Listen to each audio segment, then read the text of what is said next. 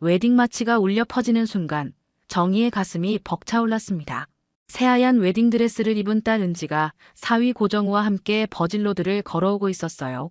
26년 전 자신의 결혼식보다도 더 떨리는 마음이었죠. 곱게 차려입은 분홍색 한복을 몇 번이고 매만지며 정희는 감격에 겨운 눈물을 참아냈습니다. 하객석에 앉은 남편 세진을 바라봤어요. 그런데 왠지 세진의 안색이 좋지 않아 보였습니다. 평소보다 창백하고 이마에는 식은땀이 맺혀 있었죠. 손수건으로 자꾸만 얼굴을 훔치는 모습이 신경 쓰였어요. 정희가 다가가려던 순간 주례 선생님의 목소리가 식장에 울려 퍼졌습니다. 이제 신랑 신부가 서로에게 반지를 끼워드리겠습니다. 은지와 고정우가 서로를 바라보며 미소 짓는 모습에 정희는 다시 한번 눈시울이 붉어졌어요. 딸이 이렇게 예쁘게 자라서 좋은 사람을 만났다니 이보다 더 행복한 순간이 어디 있겠습니까? 하객들도 모두 흐뭇한 표정으로 신랑 신부를 바라보고 있었습니다. 그때였어요. 쿵. 무거운 소리와 함께 누군가 쓰러지는 소리가 들렸습니다. 정희가 깜짝 놀라 뒤를 돌아보니 남편 세진이 의식을 잃고 바닥에 쓰러져 있었어요. 얼굴은 더욱 창백해졌고 입에서는 거품이 나오고 있었습니다. 여보, 세진아. 정희가 소리치며 달려갔지만 세진은 아무런 반응이 없었어요. 하객들이 웅성거리기 시작했고 누군가 구급차를 불렀습니다. 은지는 웨딩드레스를 끌며 아버지에게 달려왔어요. 그 순간 세진의 머리에서 흘러나온 피가 은지의 새하얀 드레스를 붉게 물들였습니다. 아빠, 아빠. 은지가 울부짖었지만 세진은 꿈쩍도 하지 않았어요. 정희는 남편의 차가워진 손을 꽉 잡고 목청껏 소리쳤습니다. 방금 전까지만 해도 딸의 결혼을 축복하며 행복해하던 남편이었는데 이런 일이 일어날 줄은 꿈에도 몰랐어요. 구급대원들이 도착해 세진을 들것에 옮겼지만 정희의 마음은 이미 불길한 예감으로 가득했습니다. 구급차 사이렌 소리가 아직도 귓가에 맴돌고 있었습니다. 병원 응급실에서 의사는 차가운 목소리로 사망 선고를 내렸어요. 유족분들께 말씀드리기 어렵지만 환자분은 이미 심정지 상태로 오셨고 심폐소생술을 시도했지만 소생시킬 수 없었습니다. 정희의 머릿속이 하얗게 변했어요. 방금 전까지만 해도 딸의 결혼식을 보고 있던 남편이 이렇게 갑자기 세상을 떠날 줄은 꿈에도 몰랐습니다. 은지는 웨딩드레스를 벗고 상복으로 갈아입었어요. 결혼식과 장례식이 동시에 치러지는 기이한 상황이었습니다. 조문객들이 하나둘 찾아와 위로의 말을 건넸지만 정희에게는 아무것도 들리지 않았어요. 고정우도 신랑 예복 대신 검은 양복을 입고 조문객들을 맡고 있었습니다. 며칠 전까지만 해도 결혼 준비로 바빴던 이 모든 상황이 악몽 같았어요. 장례 둘째 날 오후 정희의 휴대폰이 울렸습니다. 낯선 번호였어요. 안녕하세요. 대한생명보험 고객센터입니다. 김세진 고객님 사망 관련해서 연락드렸습니다. 정희는 고개를 갸우뚱했어요. 남편이 보험에 가입했다는 얘기는 들어본 적이 없었거든요. 혹시 잘못 걸리신 거 아닌가요?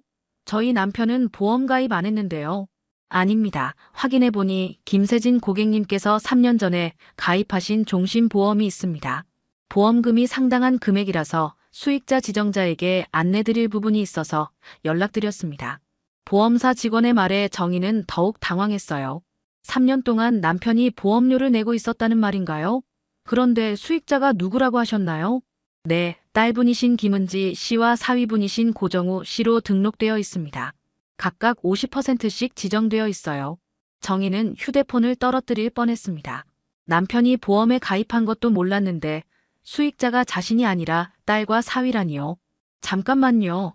그게 무슨 말씀이세요? 저는 아내인데 왜 제가 수익자가 아니죠? 보험사 직원은 잠시 침묵하더니 조심스럽게 말했습니다. 고객님께서 직접 신청서에 서명하시고 수익자를 지정하신 내용이라서요. 혹시 모르셨나요? 정희는 머리가 띵했어요. 보험금이 얼마나 되는데요? 총 2억 원입니다. 자세한 사항은 서류를 지참하시고 직접 방문하셔서 확인하시는 게 좋겠습니다. 전화를 끊고 나서 정희는 멍하니 서 있었어요. 2억 원이라는 거액의 보험금이 자신이 아닌 딸과 사위에게 지급된다고요? 왜 남편이 자신 몰래 이런 중요한 일을 했을까요? 더 이상한 건 수익자를 딸과 사위로 지정한 이유였습니다. 보통은 배우자를 수익자로 하는 게 당연한 건데 말이에요. 정희는 고개를 저었어요. 뭔가 석연치 않은 기분이 들었습니다. 26년 동안 함께 살면서 남편이 이런 중요한 일을 숨겼다는 게 믿어지지 않았어요. 혹시 세진에게 무슨 일이 있었던 걸까요? 아니면 누군가 세진을 조종한 건 아닐까요? 불안한 마음이 점점 커져갔습니다. 정희는 집으로 돌아와 남편의 물건들을 정리하기 시작했습니다. 서재 책상 서랍부터 시작해서 옷장, 화장대까지 하나하나 뒤져봤어요. 그런데 이상한 점을 발견했습니다. 평소 세진이 늘 사용하던 통장들이 모두 비어 있었어요. 주거래 은행 통장도, 적금 통장도, 심지어 비상금 통장까지 모두 잔고가 0원이었습니다.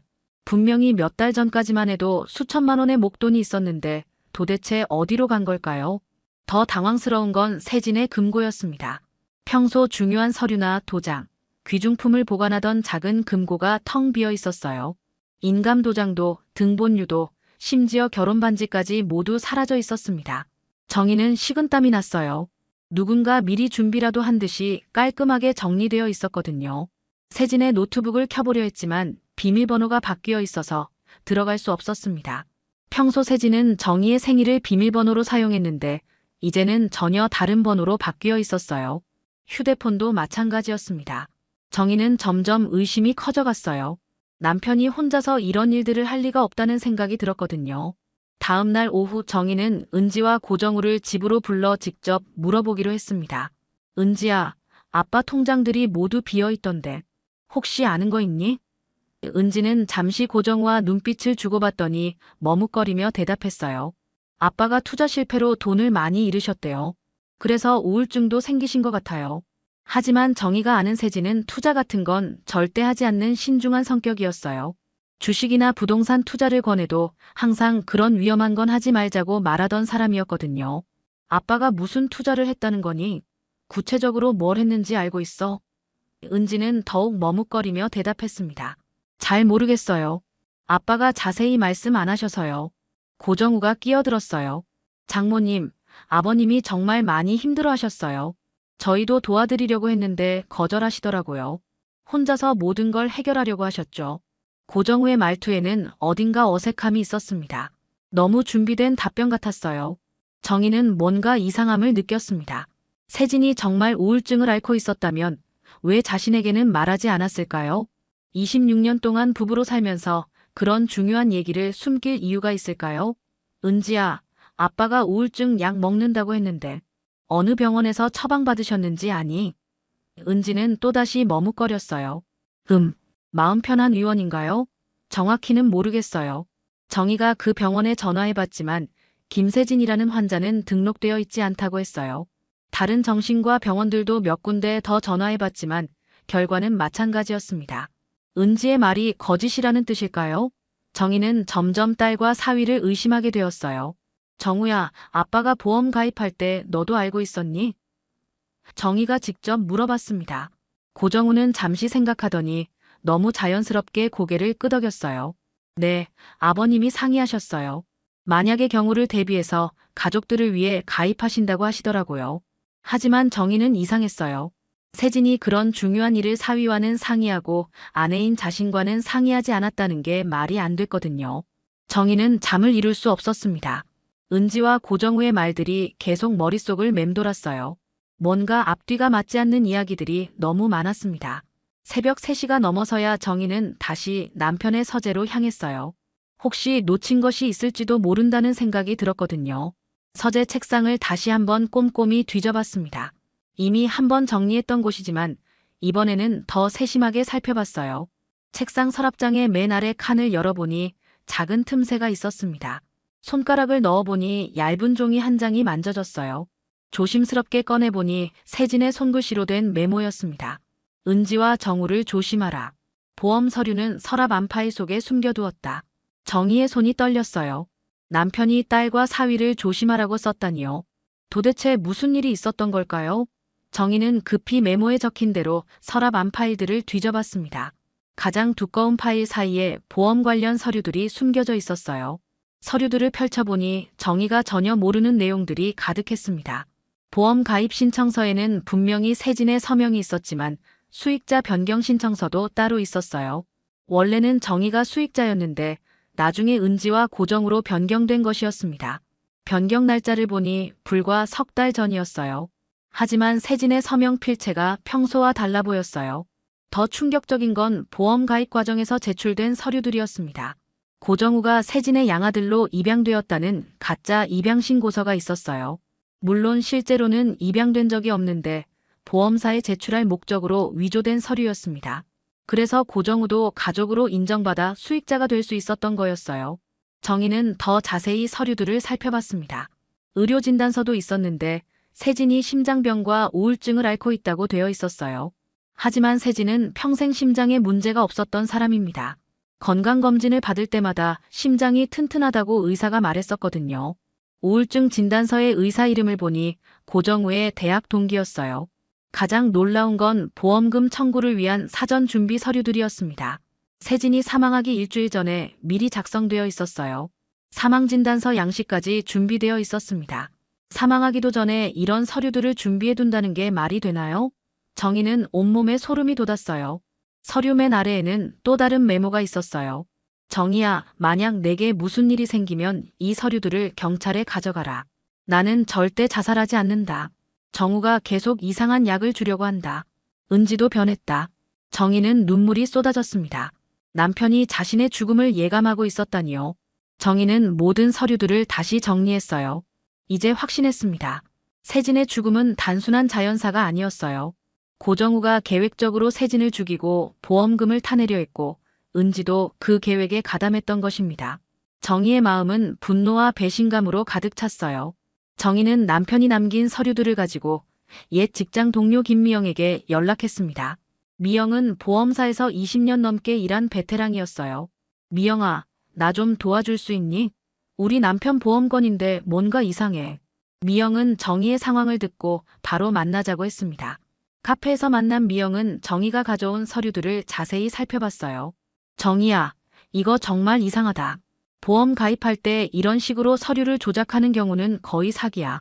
미영이 고정우 이름으로 검색해보니 놀라운 사실이 드러났습니다. 고정우는 지난 3년 동안 무려 15건의 보험에 가입했었어요. 이 사람 완전 프로네. 보험 사기꾼들이 쓰는 수법이야. 미영이 화면을 보여주며 설명했습니다. 보통 사람은 생명보험 한두 개 정도 가입하는데 이 사람은 여러 보험사에 비슷한 상품을 중복 가입했어. 그것도 모두 다른 사람을 수익자로 해서 말이야. 정희는 소름이 돋았어요.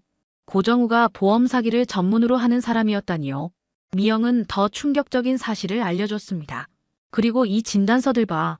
여기 도장 찍힌 병원이 작년에 폐업했어. 그런데 진단서 날짜는 2달 전이야.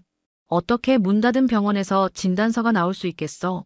고정우가 가짜 진단서까지 만들어 사용했다는 증거였습니다. 더 나아가 의사 면허를 도용해서 위조 진단서를 만든 전력도 있었어요.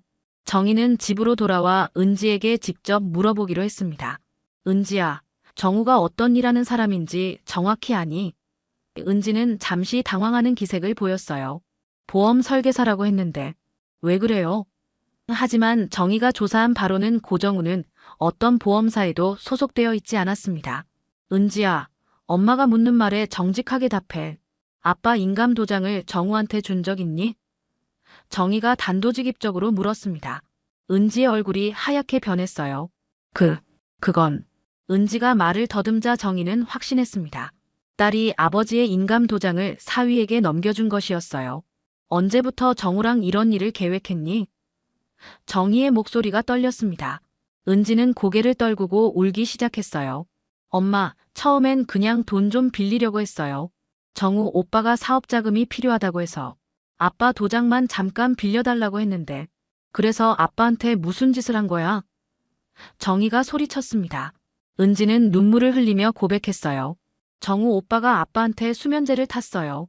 잠들게 해서 서류에 도장만 찍으려고 했는데 아빠가 너무 많이 드셔서. 은지의 말에 정희는 온몸이 떨렸어요.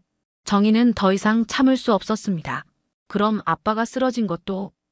결혼식 당일 아침에 정우 오빠가 아빠한테 커피를 드렸어요. 거기에도 약이 들어있었는데 이렇게 될 줄은 몰랐어요. 은지가 흐느끼며 말했습니다. 정희는 딸을 뚫어져라 바라봤어요. 26년 동안 사랑으로 키운 딸이 아버지를 죽음으로 몰고 간 공범이었다니요. 너희들이 아빠를 죽인 거구나. 정희의 목소리는 차갑게 식어 있었습니다. 엄마, 정말 미안해요. 처음엔 그럴 생각이 아니었어요. 하지만 정희에게는 딸의 변명이 더 이상 들리지 않았어요. 남편을 잃은 슬픔보다도 딸에게 배신당한 분노가 더 컸습니다. 정희는 결심했어요.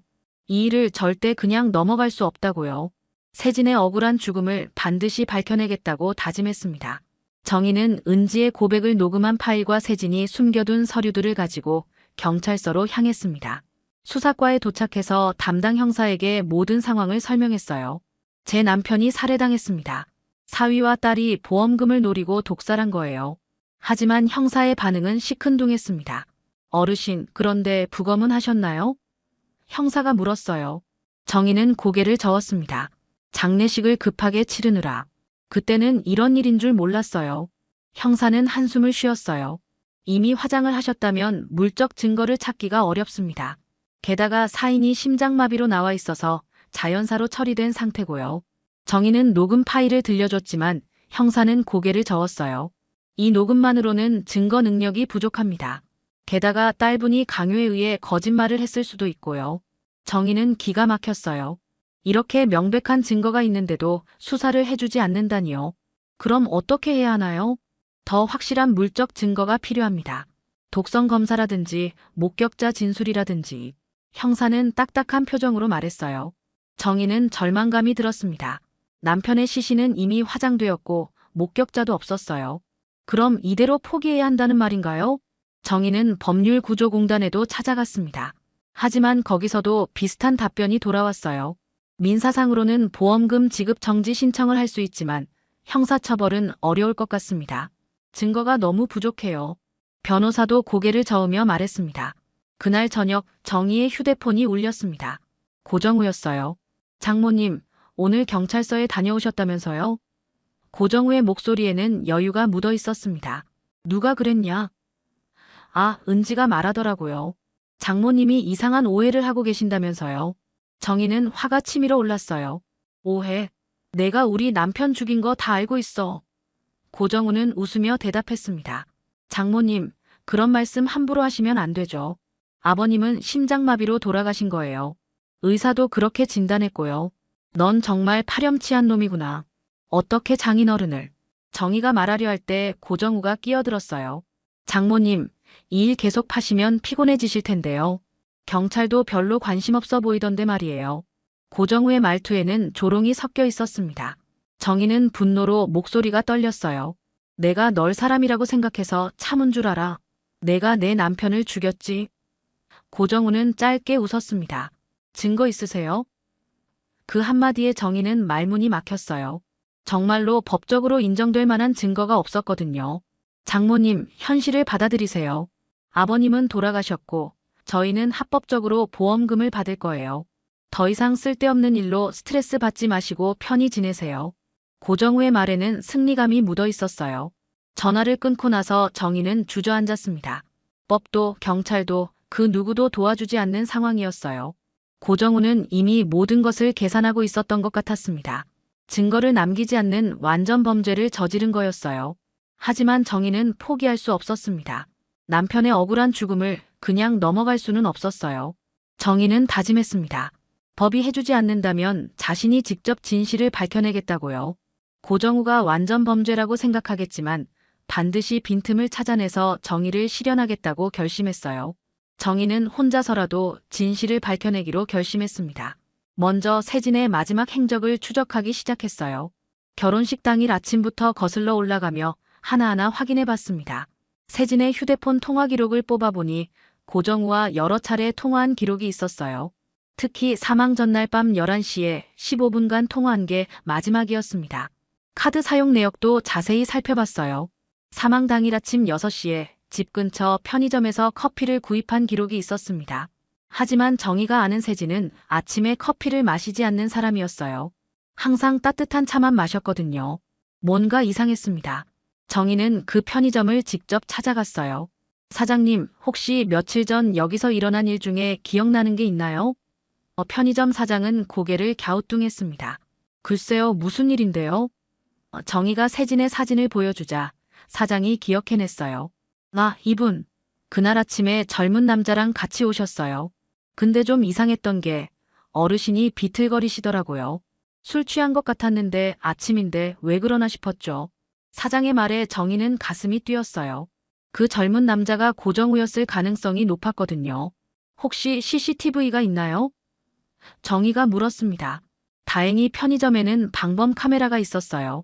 사장이 확인해 보니 그날 영상이 남아 있었습니다. 화면 속에는 세진이 고정우에게 부축받으며 들어오는 모습이 찍혀 있었어요. 세진의 걸음걸이가 평소와 달리 휘청거리고 있었습니다. 정희는 이 영상을 복사해달라고 부탁했어요. 중요한 증거가 될 수 있을 것 같았거든요.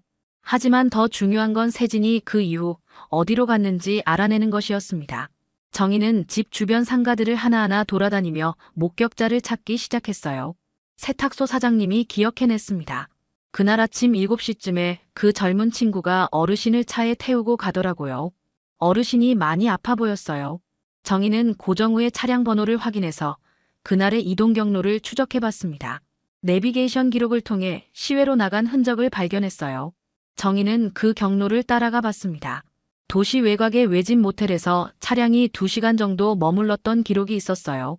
모텔 사장에게 물어보니 기억하고 있었습니다. 중년 남자 한 분이 많이 아파 보였어요. 젊은 분이 모시고 와서 방에서 쉬게 하더라고요. 그 방 확인해 볼 수 있을까요?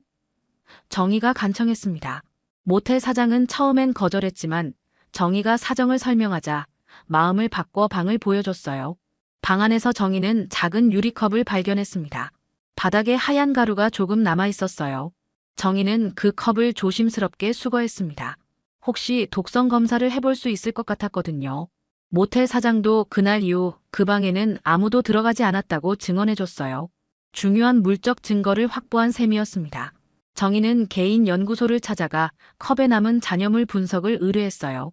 일주일 후 결과가 나왔습니다. 수면제 성분이 일반적인 복용량보다 훨씬 많이 검출되었어요. 치사량에 가까운 수준이었습니다. 드디어 결정적인 증거를 찾아낸 것이었어요. 정희는 이 모든 증거들을 정리해서 다시 경찰서로 향했습니다. 이번에는 CCTV 영상 목격자 진술, 독성 검사 결과까지 모든 걸 가지고 갔어요. 더 이상 경찰도 무시할 수 없는 증거들이었습니다. 정희는 확신했어요. 이제 고정우를 법의 심판대에 세울 수 있을 거라고요. 정희가 새로운 증거들을 가지고 경찰서에 다시 찾아가자 이번에는 수사가 본격적으로 시작되었습니다. CCTV 영상과 독성 검사 결과, 목격자 진술들이 모두 일치하면서 고정우의 범행이 명확해졌어요. 경찰은 즉시 고정우와 은지에 대한 수사에 착수했습니다. 고정우는 처음에는 시치미를 뗐어요. 장인어른을 모텔에 데려간 건 맞지만 몸이 안 좋으셔서 쉬게 해드린 것뿐입니다. 하지만 모텔에서 발견된 컵의 독성 검사 결과가 나오자 더 이상 부인할 수 없었습니다. 치사량에 가까운 수면제가 검출되었으니까요. 수사 과정에서 더 놀라운 사실들이 밝혀졌어요. 고정우는 과거에도 비슷한 수법으로 보험 사기를 저지른 전력이 있었습니다. 전 여자친구의 아버지를 상대로 같은 방식의 범행을 시도했다가 실패한 기록이 있었어요. 그때는 증거 부족으로 기소되지 않았지만 이번에는 달랐습니다. 은지도 결국 모든 걸 자백했어요. 수사실에서 울면서 고백했습니다. 처음에는 정말 돈만 빌리려고 했어요. 정우 오빠가 사업 자금이 필요하다고 해서 아빠 도장만 잠깐 빌려달라고 했는데 점점 일이 커졌어요. 은지는 아버지의 인감 도장을 고정우에게 넘겨주고 가짜 서류 작성에도 동참했다고 시인했습니다. 정희는 수사 과정을 지켜보며 복잡한 심정이었어요. 남편을 죽인 범인이 잡히는 건 다행이었지만 그 범인 중 한 명이 자신이 낳고 기른 딸이라는 사실이 가슴을 아프게 했습니다. 26년 동안 사랑으로 키운 딸이 아버지를 배신했다니 세상에 이런 일이 있을 수 있을까요? 재판이 시작되었습니다. 검사는 고정우에게 살인 및 보험 사기 혐의로 징역 20년을 구형했어요. 은지에게는 살인 방조 및 사기 공모 혐의로 징역 5년을 구형했습니다. 법정에서 고정우는 끝까지 계획적인 살인이 아니었다고 주장했지만 증거들이 모두 계획적 범행임을 보여주고 있었어요. 판결이 내려졌습니다. 고정우는 살인 및 보험 사기 혐의로 징역 20년을 선고받았어요. 은지는 공범으로 징역 3년에 집행유예 5년을 받았습니다. 정희는 법정에서 마지막으로 딸과 마주쳤어요. 은지가 엄마 정말 미안해요라고 말했지만 정희는 고개를 돌렸습니다. 넌 이제 내 딸이 아니야. 정희의 목소리는 차갑게 식어 있었어요. 하지만 세상 사람들은 내가 한 짓을 다 알게 될 거다. 아버지를 배신한 딸로 평생 살아가라. 은지는 울면서 정희에게 매달렸지만 정희는 뒤돌아보지 않고 법정을 나왔습니다. 판결 후 정희는 가족 내 보험 범죄 피해자 모임을 설립했어요. 자신과 같은 피해를 당한 가족들을 돕고 보험 사기 예방을 위한 활동을 시작했습니다. 언론에서도 정희의 이야기에 관심을 보였고 보험 사기 방지를 위한 제도 개선 논의가 활발해졌어요. 몇 달 후 정희는 세진의 묘소를 찾았습니다. 무덤 앞에 앉아 조용히 말했어요. 여보, 드디어 끝났어요. 당신을 죽인 놈들이 모두 벌을 받았어요. 바람에 나뭇잎이 살랑거렸습니다. 당신은 죽었지만 그 죽음이 세상을 바꿨어요. 이제 다른 가족들은 우리 같은 일을 당하지 않을 거예요. 정희는 눈물을 훔치며 일어섰어요. 이젠 편히 쉬세요, 여보. 당신의 억울함이 세상에 알려졌고 정의가 실현되었어요. 석양이 지면서 묘지가 고요해졌습니다. 정희는 뒤돌아보지 않고 집으로 향했어요. 이제 새로운 삶을 시작할 때였습니다. 제주공항 출발 게이트 앞, 오후 2시경의 분주한 풍경 속에서 장모 정순자는 딸 미영과 사위 민석을 바라보며 복잡한 마음을 감추고 있었습니다. 60대 중반의 정순자는 이번 효도 여행이 사위와 조금 더 가까워질 기회가 되길 바라는 마음이었습니다. 한편으로는 여전히 그에 대해 완전히 마음을 열지 못한 자신을 발견했습니다. 민석은 평소와 다름없이 말수가 적었습니다. 짐을 챙기고 탑승권을 확인하는 모든 과정에서 그는 꼭 필요한 말만 했죠. 장모님, 이쪽으로 가시면 됩니다. 좌석이 창가 쪽이에요 같은 실용적인 말들 뿐이었습니다. 정순자는 사위의 이런 모습이 배려심에서 나온 것인지 아니면 정말로 자신과 거리를 두려는 것인지 판단하기 어려웠습니다. 비행기에 탑승한 후 정순자는 창가 좌석에 앉아 제주도 여행에 대한 기대감을 키우려 애썼습니다. 미영은 옆자리에서 여행 일정을 다시 한번 확인하며 들뜬 목소리로 말했죠. 엄마, 내일 성산 일출봉 가는 거 정말 기대돼요. 민석이가 일찍 일어나서 일출 보러 가자고 했거든요. 정순자는 고개를 끄덕이며 웃어 보였지만 사위에 대한 미묘한 어색함은 여전히 남아 있었습니다. 그때 젊은 여승무원 한 명이 정순자 앞으로 다가왔습니다. 승무원은 주변을 살피며 조심스럽게 손짓을 했고 정순자만 볼 수 있도록 작은 쪽지를 건네주었습니다. 죄송합니다만 이거 꼭 보세요라고 속삭이듯 말한 후 재빨리 자리를 떠났죠. 정순자는 당황스러웠지만 쪽지를 받아들었습니다. 손바닥 크기의 작은 종이를 펼쳐본 순간 정순자의 얼굴에는 충격이 스쳤습니다. 그 남자, 전과자입니다. 조심하세요라는 문장이 또박또박 적혀 있었던 것입니다. 정순자는 즉시 민석을 힐끗 바라보았습니다. 그는 여전히 조용히 앉아 창밖을 바라보고 있었죠. 갑자기 평범해 보였던 사위의 모든 행동이 다르게 느껴지기 시작했습니다. 제주도에 도착한 후 정순자의 마음은 복잡하기만 했습니다. 승무원이 건넨 쪽지의 내용이 머릿속에서 맴돌며 사위 민석을 바라보는 시선이 예전과는 완전히 달라져 있었죠. 호텔 체크인을 하는 동안에도 렌터카를 빌리는 과정에서도 정순자는 민석의 모든 행동을 유심히 관찰했습니다. 평소라면 그냥 지나쳤을 작은 행동들도 이제는 모두 의심스럽게 보였어요. 민석이 프런트 직원과 대화할 때의 차분한 목소리, 서류를 작성할 때의 신중한 손놀림까지도 왠지 계산된 것처럼 느껴졌습니다. 첫째 날 저녁 호텔 로비에서 휴식을 취하고 있을 때였습니다. 민석의 휴대폰이 울렸고 그는 잠깐 전화 좀 받고 올게요라며 자리를 떠났습니다. 정순자는 민석이 로비 한쪽 구석으로 걸어가는 모습을 지켜봤죠. 거리상 대화 내용을 정확히 들을 수는 없었지만 민석의 표정이 평소보다 훨씬 진지해 보였습니다. 가족 여행 중에 받는 전화치고는 너무 심각한 표정이었어요. 정순자는 그의 몸짓과 표정 변화를 놓치지 않으려고 애썼습니다. 통화가 끝난 후 민석은 주머니에서 작은 수첩을 꺼내 뭔가를 적어 내려갔습니다. 펜을 움직이는 그의 손놀림이 빨랐고 마치 중요한 정보를 놓치지 않으려는 듯 집중하는 모습이었어요. 정순자는 그 모습이 왠지 수상해 보였습니다. 평범한 가족여행에서 그런 메모가 필요할 이유가 있을까 싶었거든요. 민석이 수첩을 다시 주머니에 넣고 돌아오자 정순자는 아무렇지 않은 척 미소를 지었습니다. 하지만 속으로는 온갖 상상이 꼬리를 물고 이어졌죠. 둘째 날 오전, 성산 일출봉을 오르는 길에서도 비슷한 일이 반복되었습니다. 민석은 또다시 전화를 받았고 이번에는 조금 더 가까운 거리에서 통화했죠. 정순자는 우연히 돈이라는 단어와 계좌라는 말을 선명하게 들었습니다. 그리고 주소 확인해 주세요라는 문장도 귀에 들어왔어요. 이 단어들이 조합되자 정순자의 머릿속에는 온갖 부정적인 시나리오가 그려지기 시작했습니다. 혹시 사기 관련된 일에 연루된 건 아닐까? 아니면 불법적인 거래를 하고 있는 건 아닐까 하는 생각들이 스쳐갔어요. 미영은 아직 아무것도 눈치채지 못한 듯 했습니다. 민서가 누구 전화야? 회사에서? 하고 물었을 때 민석은 그냥 친구라고 대답했어요. 하지만 정순자에게는 그 대답이 석연치 않게 들렸습니다. 친구와의 통화에서 돈과 계좌 이야기가 나올 이유가 뭘까요? 더욱이 여행 중에 그렇게 급하게 받아야 할 전화일까요? 정순자는 민석의 대답이 너무 간단하고 성의 없다고 느꼈습니다. 점심을 먹은 후 흑돼지 식당에서 나오는 길에 민석은 세 번째 전화를 받았습니다.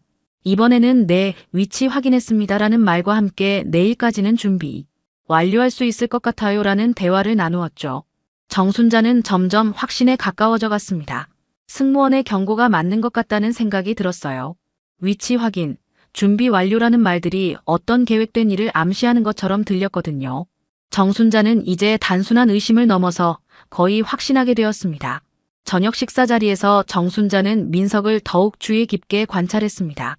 그의 차분한 말투와 예의 바른 행동들이 이제는 계산된 연기처럼 느껴졌어요. 혹시 딸을 속이고 있는 건 아닐까? 아니면 더 큰 목적이 있는 건 아닐까 하는 의심이 마음속에서 커져만 갔습니다. 정순자는 딸을 보호해야 한다는 모성 본능과 함께 불안감이 점점 증폭되는 것을 느꼈습니다.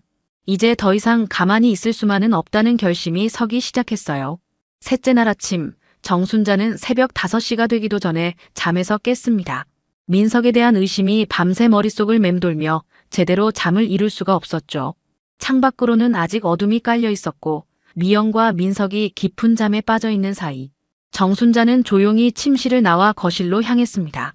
마음속 깊은 곳에서는 자신의 의심이 틀렸기를 바라는 마음도 있었지만 동시에 딸을 보호해야 한다는 책임감이 더욱 강하게 작용하고 있었어요. 두 마음 사이에서 갈등하던 정순자는 결국 진실을 확인해야겠다는 결심을 굳혔습니다.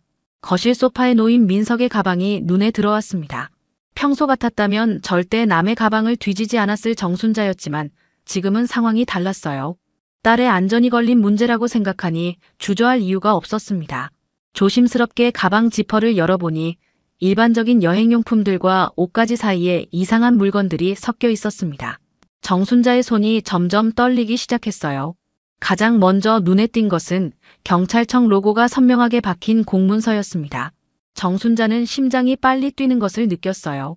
문서를 자세히 보니 수사협조 요청서라는 제목이 적혀 있었고 민석의 이름이 협조자로 명시되어 있었습니다. 그 아래에는 작은 녹음기와 손바닥 크기의 위치 추적 장치까지 발견했죠.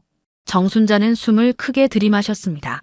이런 물건들을 보니 어제부터 품었던 의심이 현실로 다가오는 것 같았어요. 이게 대체 뭐지? 정순자는 속으로 중얼거렸습니다. 경찰 문서와 녹음기, 추적 장치까지. 이 모든 것들이 무엇을 의미하는지 혼란스러웠어요. 혹시 민석이 경찰과 연관된 범죄를 저지르고 있는 건 아닐까? 아니면 경찰에 쫓기고 있는 상황인 건 아닐까 하는 생각들이 머릿속을 스쳤습니다. 승무원의 경고가 사실이었다는 확신이 점점 강해졌어요. 정순자는 재빨리 가방을 원래대로 정리한 후 미영이 잠든 침실로 향했습니다. 미영아, 엄마한테 할 말이 있어. 미영은 졸린 눈을 비비며 일어났고 정순자는 조심스럽게 승무원이 건넨 쪽지를 꺼내 들었습니다. 이거 봐. 비행기에서 승무원이 몰래 준 거야. 그리고 방금 민석이 가방에서 이상한 걸 발견했어. 쪽지를 본 미영의 얼굴에는 당황스러운 표정이 스쳤습니다. 엄마, 이게 뭐예요? 설마 민석이를 의심하는 거 아니죠? 하지만 정순자는 진지한 표정으로 대답했습니다. 미영아, 이 남자 정말 위험해 보여. 가방 안에 경찰 문서며 녹음기 같은 이상한 물건들이 들어있더라고. 정순자는 자신이 발견한 물건들에 대해 구체적으로 설명했습니다. 미영은 처음에는 믿지 않으려 했습니다. 엄마, 그럴 리 없어요. 민석이는 그런 사람이 아니에요. 하지만 정순자가 구체적으로 설명하는 경찰 문서와 녹음기 이야기를 들으니 점점 불안해지기 시작했어요. 특히 어제부터 계속된 민석의 수상한 전화 통화들을 떠올리니 의심이 고개를 들기 시작했습니다. 돈, 계좌, 주소, 위치 확인이라는 단어들이 다시 머릿속에 떠올랐죠. 그때 민석이 잠에서 깨어 거실로 나왔습니다. 좋은 아침이에요, 어머님. 일찍 일어나셨네요. 평소와 다름없는 정중한 인사였지만 정순자에게는 그마저도 가식적으로 들렸습니다. 미영은 남편을 바라보며 복잡한 표정을 지었고 정순자는 민석의 모든 행동을 예의주시했습니다. 세 사람 사이에는 어색한 침묵이 흘렀고 평화로웠던 가족여행의 분위기는 점점 긴장감으로 바뀌어가고 있었습니다. 정순자는 이제 직접 민석과 대면할 때가 왔다고 느꼈어요. 아침 식사를 마친 후 정순자의 마음속에는 더 이상 참을 수 없다는 생각이 가득했습니다. 미영이 샤워를 하러 들어간 사이 정순자는 마침내 결심을 굳히고 민석과 단둘이 마주 앉게 되었습니다. 거실에는 어색한 침묵이 흘렀고 민석은 평소처럼 차분한 표정으로 스마트폰을 보고 있었어요. 하지만 정순자에게는 그 모든 것이 연기처럼 보였습니다. 더 이상 돌려 말할 시간이 없다고 판단한 정순자는 주머니에서 승무원이 건넨 쪽지를 꺼내 들었습니다. 자네. 정순자의 목소리는 떨리고 있었지만 단호했습니다. 민석은 고개를 들어 장모를 바라봤죠. 이 쪽지, 맞는 말이지. 정순자는 쪽지를 민석 앞에 내밀었습니다. 민석은 쪽지를 보는 순간 표정이 굳어졌어요. 그동안 차분하던 그의 얼굴에 당황스러운 기색이 스쳤고 입술을 꾹 다물었습니다. 정순자는 그 반응을 놓치지 않았어요. 역시 뭔가 숨기고 있는 것이 분명하다고 확신했습니다. 어머님, 이게 대체... 민석이 말을 시작하려 했지만 정순자는 그를 가로막았습니다. 그리고 자네 가방에서 경찰 문서며 녹음기까지 봤어. 도대체 뭘 하고 있는 거지? 정순자의 목소리에는 분노와 걱정이 섞여 있었습니다. 민석은 깊은 한숨을 내쉬며 잠시 고개를 숙였어요. 그리고는 천천히 고개를 들어 정순자를 바라봤습니다. 그의 눈빛에는 복잡한 감정들이 교차하고 있었죠. 민석은 말없이 휴대폰을 꺼내 들었습니다. 정순자는 그가 또 다른 거짓말을 준비하고 있는 것은 아닌지 경계했어요. 하지만 민석은 예상과 달리 휴대폰 화면을 정순자에게 보여주기 시작했습니다. 장모님, 이거 보세요. 화면에는 경찰서 번호로 된 통화 기록들이 가득했어요. 그리고 메시지함에는 수사관들과 주고받은 대화 내용들이 저장되어 있었습니다. 저는 민석이 조심스럽게 입을 열었습니다. 경찰 협조자입니다. 이 한마디에 정순자는 더욱 혼란스러워졌어요. 경찰 협조자라는 것이 좋은 의미인지 나쁜 의미인지 판단할 수 없었거든요. 민석은 정순자의 표정을 읽고는 더 자세히 설명하기 시작했습니다. 제가 받은 전화들, 그리고 가방에 있던 물건들, 모두 수사에 협조하기 위한 것들이에요. 정순자는 여전히 이해하기 어려웠습니다. 그럼 왜 미영이한테는 말 안 했어? 왜 숨기고 있었던 건가? 민석은 다시 한번 깊은 한숨을 내쉬었습니다. 위험할 수도 있는 일이라서 미영이가 걱정할까봐 말하지 못했어요. 그리고 이 일이 끝나면 모든 걸 털어놓으려고 했습니다. 그의 목소리에는 진실한 마음이 담겨 있는 것 같았지만 정순자는 아직도 완전히 믿기 어려웠어요. 민석은 휴대폰에서 또 다른 화면을 보여주었습니다. 경찰청에서 발송한 공식 협조 요청 메일과 담당 수사관의 연락처까지 모두 공개했죠. 장모님이 원하시면 지금 당장 담당 수사관에게 전화해서 확인해 보셔도 됩니다. 민석의 제안에 정순자는 잠시 망설였어요. 과연 이 모든 것이 진실일까 아니면 더 정교한 거짓말일까 하는 생각이 들었거든요. 그때 샤워를 마친 미영이 거실로 나왔습니다. 엄마, 민석 씨, 뭘 그렇게 진지하게 이야기하고 있어요? 두 사람의 분위기가 심상치 않다는 것을 직감한 미영의 표정에도 걱정이 스쳤습니다. 정순자와 민석은 서로를 바라보며 이 상황을 어떻게 설명해야 할지 고민하고 있었어요. 진실이 밝혀지는 순간이 코앞에 다가와 있었습니다. 미영은 두 사람의 심각한 표정을 번갈아 보며 무슨 일인지 궁금해했어요. 도대체 무슨 일이에요? 분위기가 이상해요. 정순자는 잠시 망설이다가 결국 모든 것을 털어놓기로 했습니다. 미영아, 앉아봐. 엄마가 설명해 줄게. 미영은 불안한 마음으로 소파에 앉았고 민석은 여전히 복잡한 표정을 짓고 있었어요. 민석은 깊은 숨을 내쉬며 입을 열었습니다. 미영아, 장모님, 제가 숨기고 있던 일이 있어요. 그의 목소리에는 무거운 책임감이 담겨 있었습니다. 사실 저희 아버지가 한 달 전에 보이스피싱 피해를 당하셨어요. 이 말을 듣는 순간 정순자와 미영의 표정이 동시에 변했어요. 보이스피싱이라는 단어가 주는 충격 때문이었죠. 민석은 계속해서 설명했습니다. 아버지께서 가짜 경찰을 사칭한 사기꾼들에게 속아서 평생 모은 돈 2천만 원을 모두 잃으셨어요. 그 충격으로 쓰러지셔서 지금도 병원에 입원해 계세요. 민석의 목소리가 점점 떨리기 시작했어요. 의사 선생님께서는 스트레스성 심근경색이라고 하시더라고요. 돈을 잃은 것보다 자신이 속았다는 사실 때문에 더 큰 상처를 받으신 것 같아요. 정순자는 이제야 상황을 이해하기 시작했습니다. 승무원의 쪽지와 가방 속 물건들, 그리고 수상한 전화 통화들이 모두 다른 의미였다는 것을 깨달았어요. 민석은 이어서 말했습니다. 아버지 병원비를 제가 자비로 대고 있어요. 그런데 그것만으론 부족하다고 생각했어요. 더 이상 저희 아버지 같은 피해자가 나오면 안 된다고 생각해서 경찰에 직접 연락했습니다. 그래서 수사에 협조하기로 한 거예요? 미영이 조심스럽게 물었습니다. 민석은 고개를 끄덕였어요. 네, 제가 직접 보이스피싱 조직에 접근해서 증거를 수집하기로 했어요. 물론 경찰의 철저한 보호하에서요. 정순자는 이제 민석이 받았던 전화들의 의미를 이해할 수 있었습니다. 돈, 계좌, 주소라는 단어들이 범죄 조직을 추적하기 위한 것이었던 거죠. 민석은 휴대폰에서 또 다른 자료를 보여주었습니다. 어머님께서 보신 녹음기와 위치 추적기도 모두 경찰에서 제공한 장비예요. 제 안전을 위해서이기도 하고 범죄자들의 대화를 녹음하기 위해서이기도 해요. 그는 경찰서에서 받은 공문과 담당 수사관의 명함까지 보여주었습니다.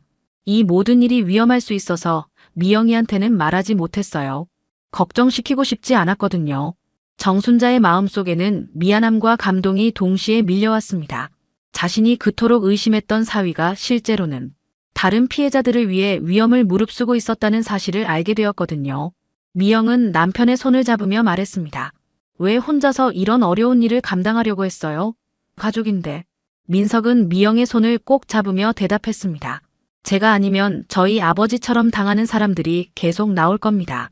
민석의 목소리에는 확고한 신념이 담겨 있었어요. 특히 연세 드신 분들이 이런 사기에 많이 당하시잖아요. 제가 조금이라도 도움이 될 수 있다면. 정순자는 이제 민석을 완전히 다른 시각으로 보게 되었습니다. 조용하고 말수 적다고 생각했던 사위가 이렇게 큰 책임감과 정의감을 가진 사람이었다는 것을 깨달았어요. 그리고 동시에 자신이 얼마나 큰 오해를 하고 있었는지도 깨닫게 되었습니다. 진실을 알게 된 후 정순자의 마음은 복잡했습니다.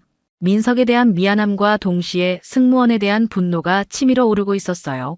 그날 저녁 호텔방에서 정순자는 민석에게 쪽지에 대해 다시 한번 물어보았습니다. 민석 씨, 그 승무원이 왜 당신에 대해 그런 말을 했을까요? 전혀 모르는 사람이 그럴 리는 없을 텐데. 민석은 잠시 망설이더니 조용히 고개를 끄덕였어요. 그 승무원, 저 아는 사람입니다. 민석의 목소리는 조심스러웠습니다. 예전에 잠깐 얽힌 적 있어요. 아마 감정이 남아 있었나 봅니다. 민석은 더 자세히 설명했어요. 대학교 때 같은 동아리였는데 그분이 먼저 좋아한다고 고백하셨어요. 하지만 저는 단호하게 거절했습니다.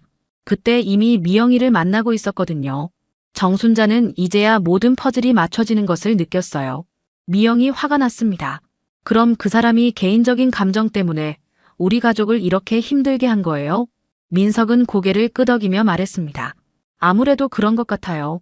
비행기에서 저희 가족을 보는 순간 옛날 감정이 되살아났을 수도 있고요. 정순자는 더 이상 참을 수 없었습니다. 이건 절대 그냥 넘어갈 수 없어요. 항공사에 정식으로 항의해야 해요. 다음 날 아침, 세 사람은 함께 항공사 고객센터에 전화를 걸었습니다. 정순자는 정확한 사실을 전달했어요. 승무원이 승객에게 다른 승객을 비방하는 내용의 쪽지를 전달했습니다. 이는 명백한 직무유기이자 명예훼손입니다. 고객센터 직원은 심각하게 받아들이며 정식 조사에 들어가겠다고 약속했어요. 민석은 쪽지를 증거로 제출하고 해당 승무원의 이름과 편명까지 정확히 알려주었습니다. 이틀 후 항공사에서 연락이 왔습니다. 담당자는 사과의 말을 전하며 조사 결과를 알려주었어요. 해당 승무원을 호출해서 조사한 결과 개인적인 감정으로 인한 행동임이 확인되었습니다. 항공사는 민석과 가족들에게 공식 사과문을 보내왔고 해당 승무원과의 면담 결과도 함께 전달했습니다. 승무원 조사실에서 벌어진 일은 예상했던 것보다 더 충격적이었습니다. 승무원은 인사팀 담당자 앞에서 고개를 떨군 채 진실을 털어놓았어요. 맞아요. 예전에 제가 먼저 좋아했어요. 그런데 그 사람이 단호하게 거절했죠. 그녀의 목소리는 떨리고 있었습니다. 잊으려고 정말 많이 노력했어요. 하지만 비행기에서 그 사람이 가족들과 행복해하는 모습을 보는 순간 승무원은 계속해서 말했습니다. 저도 모르게 질투심이 생겼어요. 그래서 그만 충동적으로 그런 쪽지를 썼습니다. 그녀는 쪽지의 모든 내용이 자신이 꾸며낸 거짓말이라고 인정했어요. 전과자라는 것도 조심하라는 것도 모두 제가 만든 이야기예요. 정말 잘못했습니다. 인사팀 담당자는 이런 개인적 감정으로 인한 직무유기와 승객 명예훼손이 얼마나 심각한 문제인지 지적했습니다. 항공사는 즉시 해당 승무원에 대해 해고 조치를 내렸습니다. 또한 민석과 가족들에게는 정식 사과와 함께 배상금을 지급하기로 했어요. 항공사 담당자는 전화로 다시 한번 사과의 말을 전했습니다. 이번 일로 인해 고객님들께서 받으신 정신적 피해에 대해 깊이 사과드립니다. 앞으로 이런 일이 재발하지 않도록 직원 교육을 강화하겠습니다. 정순자는 이 모든 과정을 지켜보며 많은 것을 깨달았어요. 한 장의 쪽지가 얼마나 큰 오해를 불러일으킬 수 있는지, 그리고 개인적인 감정이 얼마나 무서운 결과를 가져올 수 있는지를 실감했습니다. 동시에 진실을 밝히는 것이 얼마나 중요한지도 알게 되었죠. 민석은 이 모든 과정에서 차분하고 성숙하게 대응했고, 정순자는 그런 사위의 모습에서 진정한 신뢰를 느끼게 되었습니다. 제주도에서 돌아온 지 일주일 후, 민석이 경찰과 협력해서 진행했던 보이스피싱 수사에 큰 진전이 있었습니다. 민석의 휴대폰이 울렸고 담당 수사관의 목소리에는 흥분이 담겨 있었어요. 민석 씨, 정말 고생 많으셨습니다. 드디어 조직 전체를 검거했습니다. 민석은 안도의 한숨을 내쉬며 미영과 정순자에게 소식을 전했습니다. 몇 달간 위험을 무릅쓰고 진행했던 수사가 마침내 결실을 맺은 것이었어요. 저녁 뉴스에서는 이 소식을 톱뉴스로 다뤘습니다. 최근 급증하고 있는 보이스피싱 조직이 대대적으로 검거되었습니다. 이번 수사의 핵심 역할을 한 것은 직접 피해를 당한 시민의 아들이 경찰에 협조한 덕분입니다. 화면에는 모자이크 처리된 민석의 모습과 함께 협조자 민석 씨라는 자막이 떠올랐어요. 앵커는 계속해서 설명했습니다. 민석 씨는 아버지가 보이스피싱 피해를 당한 후 더 이상의 피해자가 발생하지 않기를 바라는 마음으로 수사에 적극 협조했다고 합니다. 뉴스는 이어서 검거된 조직의 규모를 설명했어요. 이번에 검거된 조직은 모두 15명으로 지난 1년간 전국에서 약 20억 원의 피해를 입힌 것으로 조사되었습니다. 특히 60대 이상 고령층을 주요 대상으로 한 것으로 밝혀져 더욱 충격을 주고 있습니다. 정순자는 뉴스를 보며 민석이 얼마나 큰일을 해냈는지 실감했어요. 자신이 의심했던 사위가 실제로는 사회를 위해 이렇게 큰 기여를 한 것이었습니다. 다음 날 경찰청에서 정식으로 민석에게 감사패 수여식을 열기로 했다는 연락이 왔습니다. 시민의 적극적인 협조로 대규모 보이스피싱 조직을 검거할 수 있었습니다. 민석 씨의 용기 있는 행동에 깊은 감사를 표합니다. 경찰청장이 직접 감사패를 전달하기로 했다는 소식이었어요. 미영은 남편을 자랑스러워했고 정순자는 복잡한 마음이 들었습니다. 그날 저녁 정순자는 민석과 단둘이 앉아 진심 어린 대화를 나누었습니다. 자네, 정말 미안하네. 정순자의 목소리에는 진심 어린 후회가 담겨 있었어요. 내가 진짜 큰 죄를 지었구나. 사람을 쪽지 한 장으로 판단하다니. 정순자는 자신의 행동을 돌이켜보며 깊은 반성을 했습니다. 승무원의 말을 그대로 믿고 사위를 의심했던 자신이 부끄러웠어요. 민석은 고개를 저으며 말했습니다. 장모님, 그럴만했어요. 저도 미영이한테 미리 말씀드렸어야 했는데 걱정시키기 싫어서 혼자 감당하려고 했던 게 잘못이었어요. 그는 진심으로 이해한다는 표정을 지었습니다. 오히려 이번 일로 저희가 더 가까워진 것 같아요. 이제 장모님께서 저를 어떤 사람인지 정확히 아시게 됐으니까요. 정순자는 민석의 넓은 마음에 더욱 감동했습니다. 자네 같은 사위를 둔 게 정말 자랑스러워. 미영이가 좋은 사람을 만났네. 민석은 수줍게 웃으며 대답했습니다. 저야말로 이런 가족의 일원이 될 수 있어서 행복해요. 앞으로는 어떤 일이 있어도 숨기지 않고 함께 상의하겠습니다. 며칠 후 병원에서 좋은 소식이 전해졌습니다. 민석의 아버지가 의식을 회복하시고 건강이 많이 호전되었다는 것이었어요. 의사는 아들이 범인들을 잡았다는 소식을 듣고 마음의 짐을 놓으신 것 같다고 설명했습니다. 민석은 아버지 병실에서 아버지, 이제 걱정하지 마세요. 그 나쁜 사람들 모두 잡혔어요 라고 말씀드렸고 아버지는 눈물을 흘리며 아들의 손을 꼭 잡았어요. 정순자는 이 모든 과정을 지켜보며 민석이 진정한 가족의 기둥이라는 것을 깨달았습니다. 어려운 상황에서도 가족을 지키고 사회에 기여하는 그의 모습에서 진정한 남자다움을 발견할 수 있었어요. 공항 귀가길, 정순자는 지난 며칠간의 일들을 되돌아보며 복잡한 감정에 빠져 있었습니다. 제주도로 떠날 때와는 완전히 다른 마음으로 같은 공항을 걷고 있었어요. 그때는 사위에 대한 의심과 불안감으로 가득했다면 지금은 그에 대한 깊은 존경과 미안함이 마음을 가득 채우고 있었습니다. 출국장을 나서며 정순자는 민석에게 말했습니다. 정말 고맙네. 자네 덕분에 많은 걸 배웠어. 민석은 고개를 저으며 겸손하게 대답했어요. 저야말로 장모님께 죄송했습니다. 앞으로는 가족들과 모든 걸 나누겠어요. 정순자는 그의 진심을 느낄 수 있었습니다. 이제 민석은 더 이상 조심스럽게 대해야 할 사위가 아니라 진정으로 믿고 의지할 수 있는 가족이었어요. 택시를 타고 집으로 향하는 길에 정순자는 창밖을 바라보며 생각에 잠겼습니다. 한 장의 쪽지가 가져온 오해가 얼마나 큰 파장을 일으켰는지, 그리고 진실을 알아가는 과정이 얼마나 소중한지를 깨달았어요. 만약 그 쪽지를 받지 않았다면 민석의 진정한 모습을 알아보는데 더 오랜 시간이 걸렸을지도 모른다는 생각도 들었습니다. 어떻게 보면 이번 일은 가족 모두에게 소중한 경험이었던 셈이죠. 집에 도착해서 짐을 정리하는 동안 정순자는 민석이 얼마나 세심한 사람인지 새삼 느꼈습니다. 여행 중에 찍은 사진들을 정리하며 그가 항상 가족들을 배려하는 모습들을 발견할 수 있었어요. 자신은 의심의 눈으로 보느라 놓쳤던 것들이었습니다. 이 사진 정말 잘 나왔네요. 정순자가 말하자 민석은 환하게 웃었어요. 장모님이 웃고 계신 사진이 가장 예뻐요. 저녁 식사를 준비하면서 정순자는 민석에게 물었습니다. 앞으로 어떤 계획이 있나? 민석은 잠시 생각하더니 대답했어요. 일단 아버지가 완전히 회복하실 때까지 간병에 집중하려고 해요. 그리고 이번 일을 계기로 보이스피싱 예방 교육 봉사활동도 해보려고 합니다. 정순자는 그의 말을 들으며 더욱 감동했어요. 개인적인 아픔을 사회에 도움이 되는 일로 승화시키려는 그의 마음가짐이 정말 대단하다고 생각했거든요. 식사를 마치고 세 사람이 거실에 앉아 차를 마시며 이야기를 나누었습니다. 정순자는 민석을 바라보며 말했어요. 우리 진짜 가족이 된 것 같아. 민석의 눈가에 살짝 눈물이 맺혔습니다. 장모님, 저도 그렇게 생각해요. 정말 감사합니다. 미영은 두 사람의 모습을 보며 행복한 미소를 지었어요. 이번 여행으로 진정한 가족의 의미를 다시 한번 깨달을 수 있었거든요.